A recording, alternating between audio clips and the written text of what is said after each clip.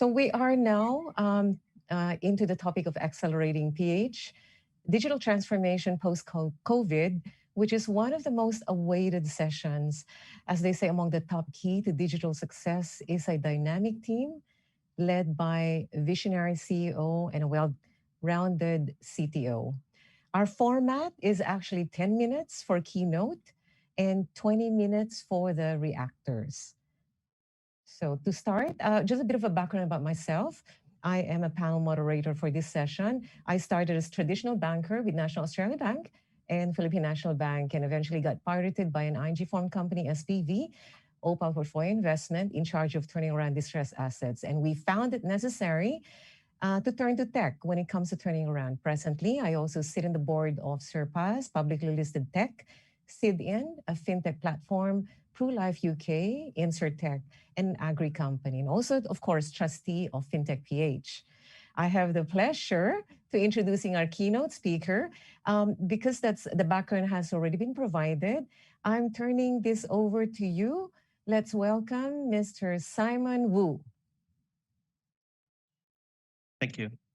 I think I have to share the screen here.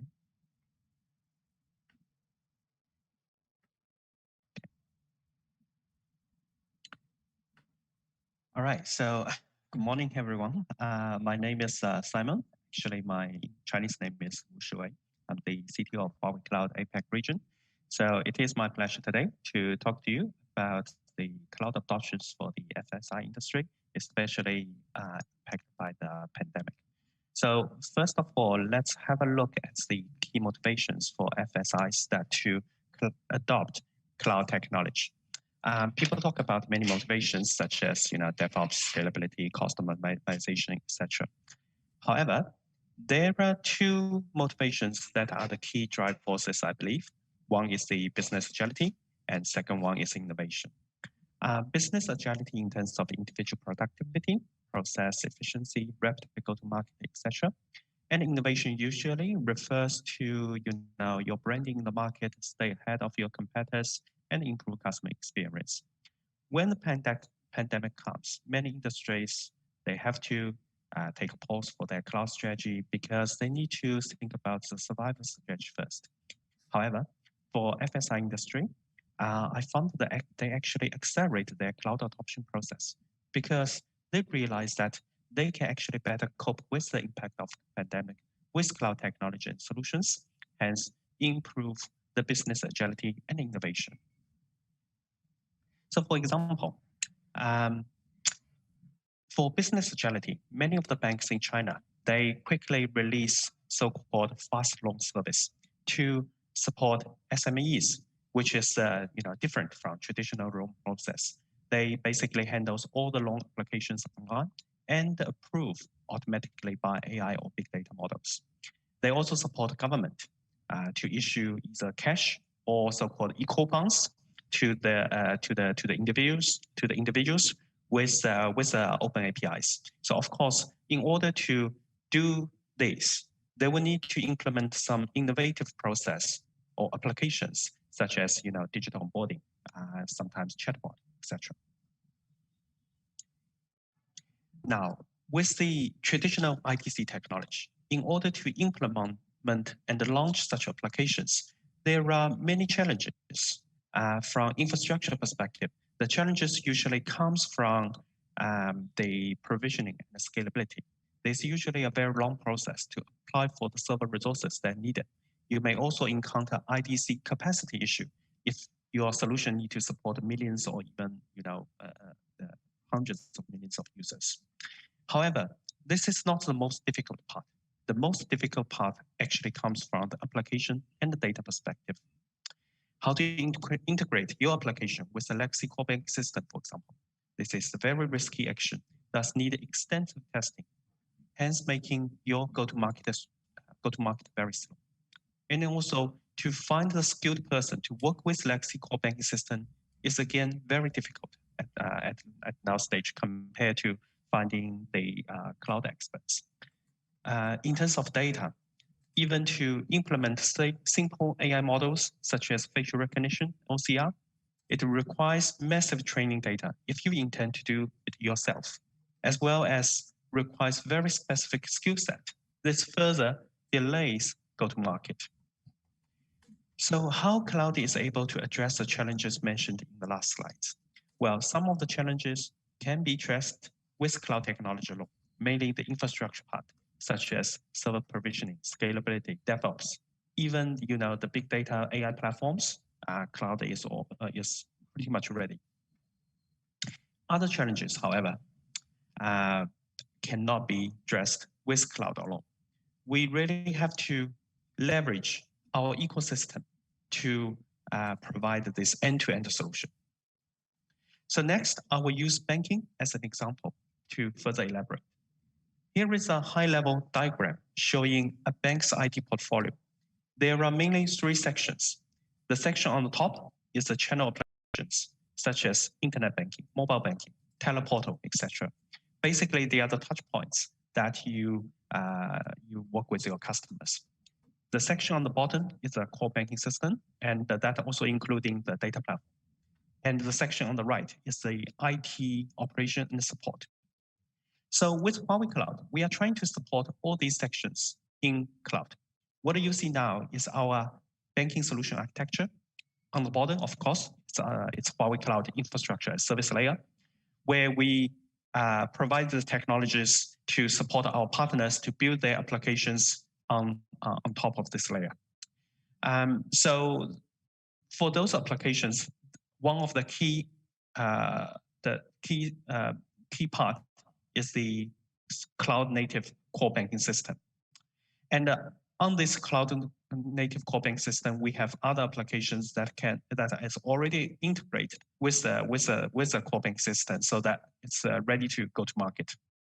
Now on the right, we also have the customer support center as well as the IT operation and management.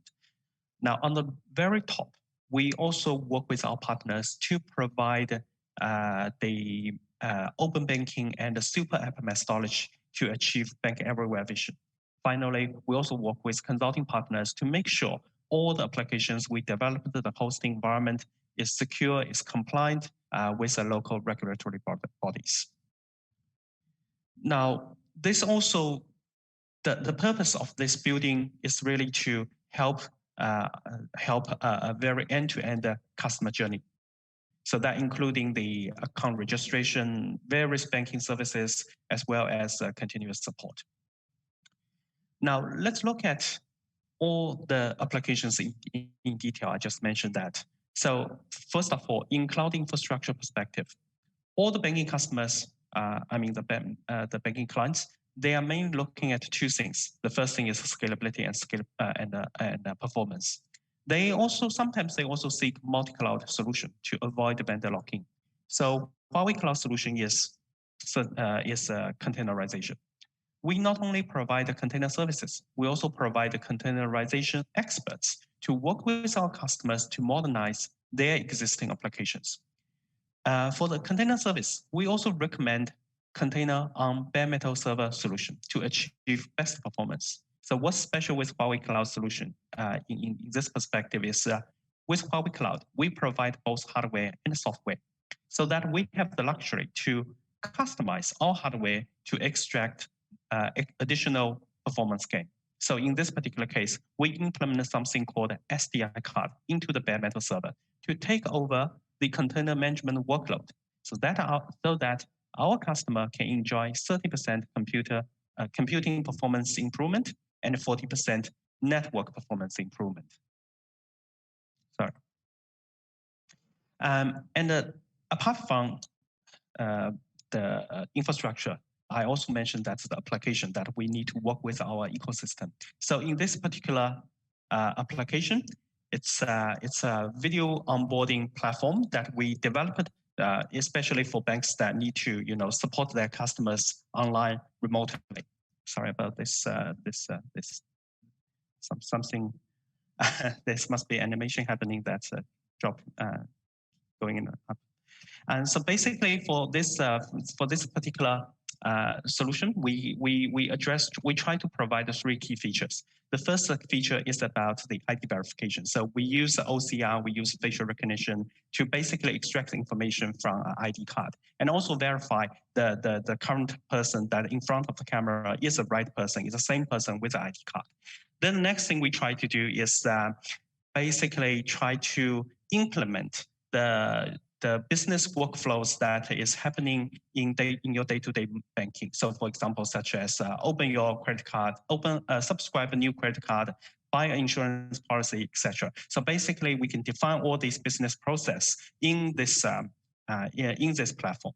And then, of course, because this is remote, so that we want to make sure that all the evidence are captured correctly and also secured in a place where if there's any problem that we need to trace back, we can always go back. So coming to the next page, this gives you a little more detail about this system where you are seeing is a staff console. So in this staff console, on the right side, on the left side, you will see all the information that is already extracted during this process, that including your ID card information, your signature, your current location. In the middle part, that's actually the main screen that the staff is interacting with the customer, and also on the bottom, you're able to share some of the documents or questionnaires with the customer, so that they can read online.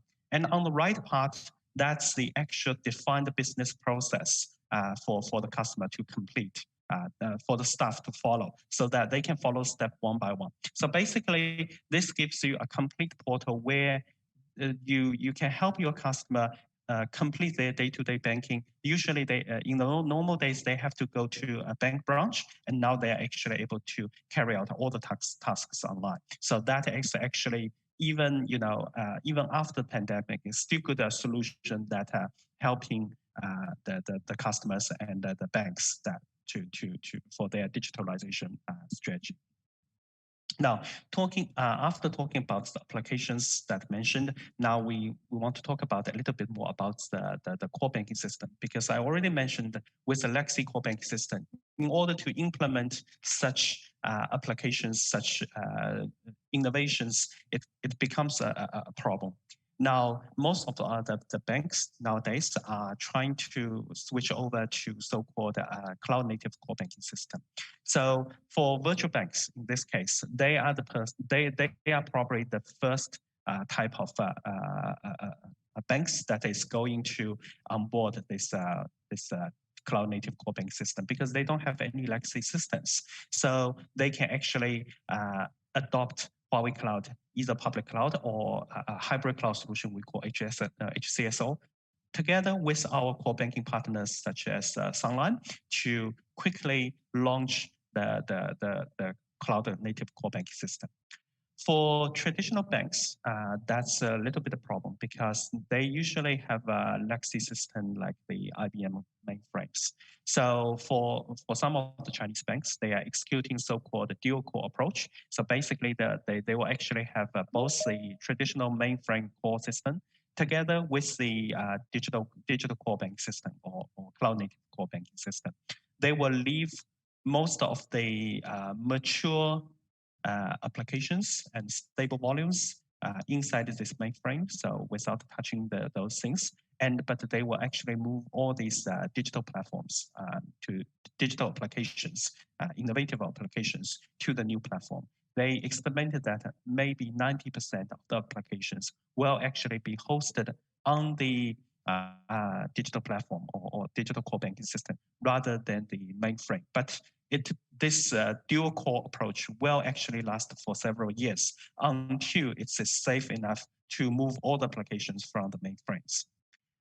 There's other banks also, maybe they think this dual core approach is too expensive, it's too heavy-weighted to carry out. They maybe take another approach, so-called a middleware approach. So in this middleware approach, they were still having most of their applications running in their core banking system, the traditional core banking system, but they will actually host a middleware layer or business service layer in cloud on top of this legacy core banking system. So this middleware actually will encapsulate all the interactions between the applications to the core banking system and in a cloud-native containerized manner, so that when you develop your applications, your digital applications, you can enjoy all the benefits that bring by cloud by interacting only with the business service layer.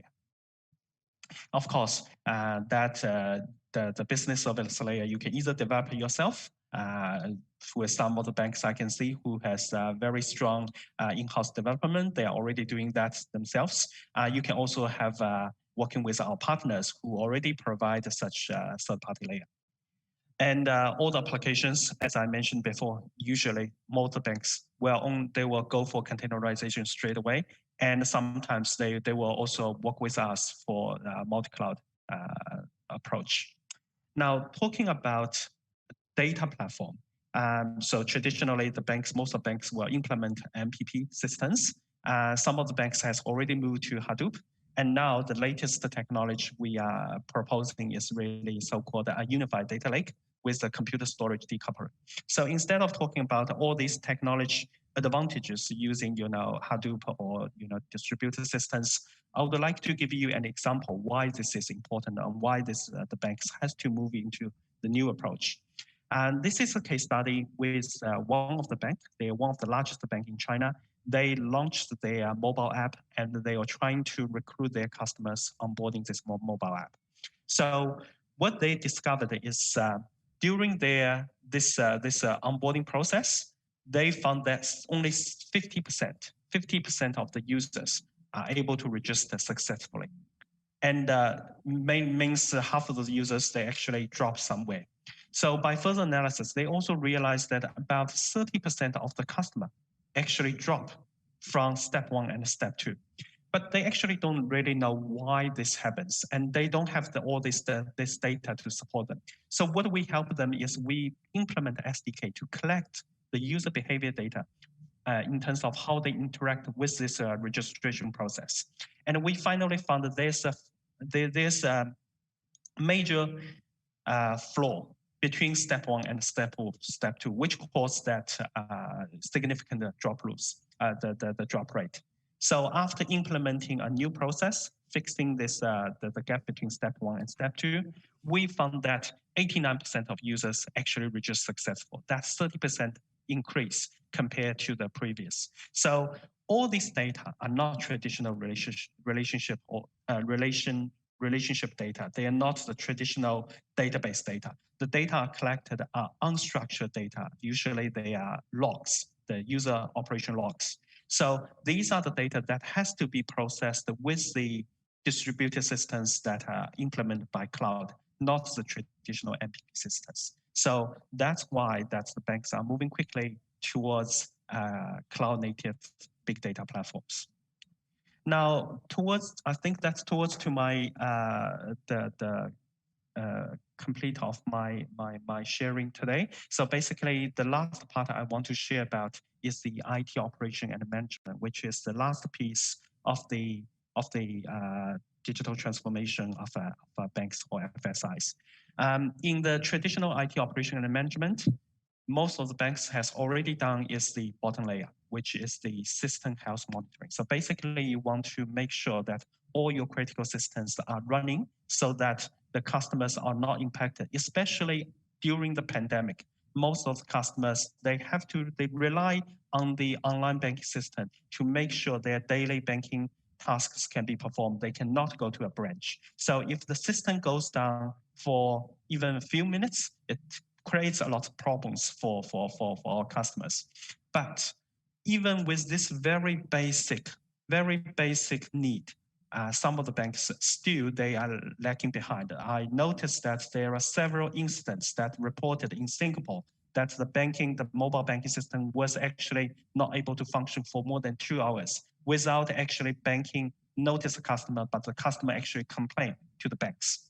Now, if we have solved the bottom layer, I would say that's a minimal layer. Then the next thing you probably want to think about is we call APM, Application Performance Monitoring, because service interruption is a critical thing, but bad experience is another thing. So if you are able to log into the system, you see that the system is working. But if the system takes 2 minutes to actually to complete your task, that's also can be seen as a failure. So we are not only looking at whether the system is alive or not, we should look at how the system performs. If there's a performance bottleneck, where is the performance bottleneck? How do you quickly identify that bottleneck and fix that with the cloud technology? So that's, I would say, the second thing that the bank need to address.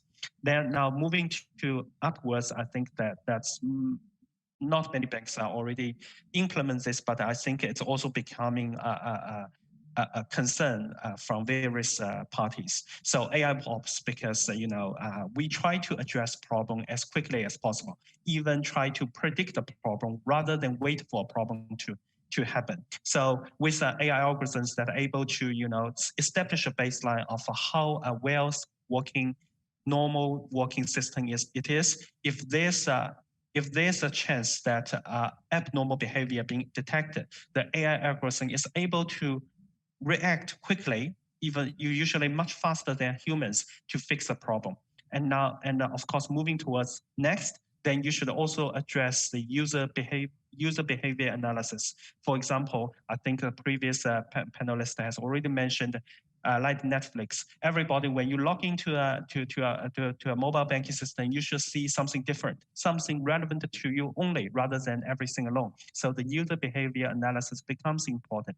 And finally, if you have implemented everything that mentioned in these slides, then you can think about how you can make your daily operating between the business side and the IT side as a whole, so-called integrated operating model, so that IT should not only take care of IT should be responsible for business, while the business should able to feed back their information to IT seamlessly, not as two separate departments.